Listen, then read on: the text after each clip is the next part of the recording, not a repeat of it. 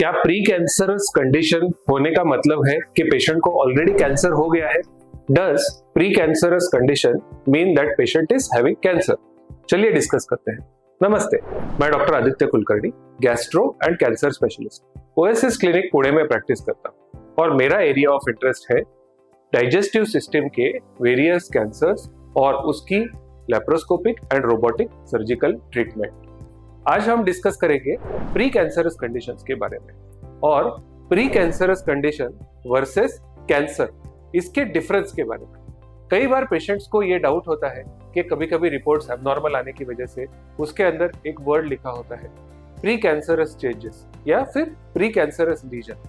तो इससे काफी ज्यादा स्ट्रेस होता है कि पेशेंट को डर लगता है कि मुझे कैंसर हो गया है, अब मुझे कोई बचा नहीं सकता, इसकी ट्रीटमेंट कैसे की जाए, कई सारे सवाल आते हैं।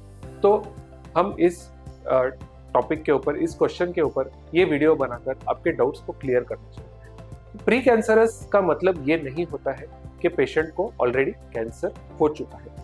ये जानने के लिए कि प्री कैंसरस लीजन क्या है, हमें सबसे पहले सेल के बायोलॉजी के बारे में थोड़ा जानना पड़ेगा। हमारे बॉडी में मिलियंस ऑफ सेल्स होते हैं और हर सेल अपना काम करता है, अपनी लाइफ साइकिल के थ्रू जाता है और इन दी एंड उस सेल की डेथ हो जाती है, उसके जगह पे नए सेल्स आ जाते हैं। और अगर ये सेल डिवाइड करने की प्रक्रिया में बॉडी का कंट्रोल इसके ऊपर से चला जाता है तो ये सेल अपने आप से ही ज्यादा मात्रा में डिवाइड कर सकता है और इस वजह से ये सेल्स जो होते हैं वो एबनॉर्मल तरीके से इकट्ठा होते हैं और इस सेल्स में एबनॉर्मल तरीके से रेप्लिकेट करने की क्षमता आ जाती है।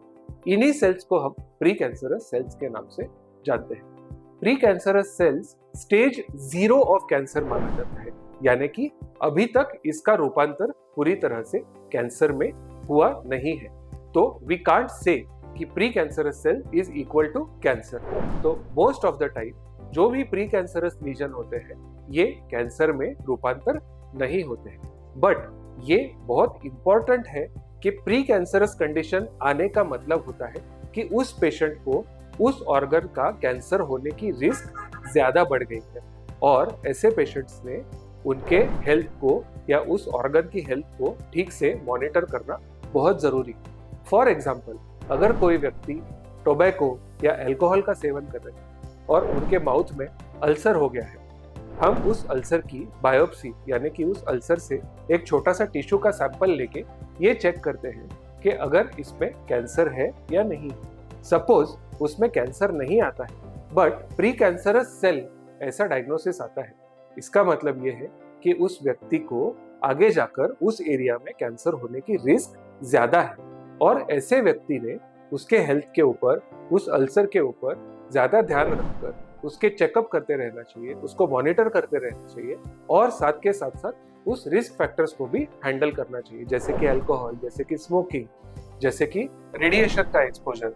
ये सारे रिस्क फैक्टर्स को कट डाउन करना चाहिए। तो cancer and pre cancerous cells is not the same, but pre cancerous cells का मतलब ये होता है कि कैंसर की रिस्क आगे जाकर बढ़ सकती है, तो इसका ध्यान देना जरूरी है।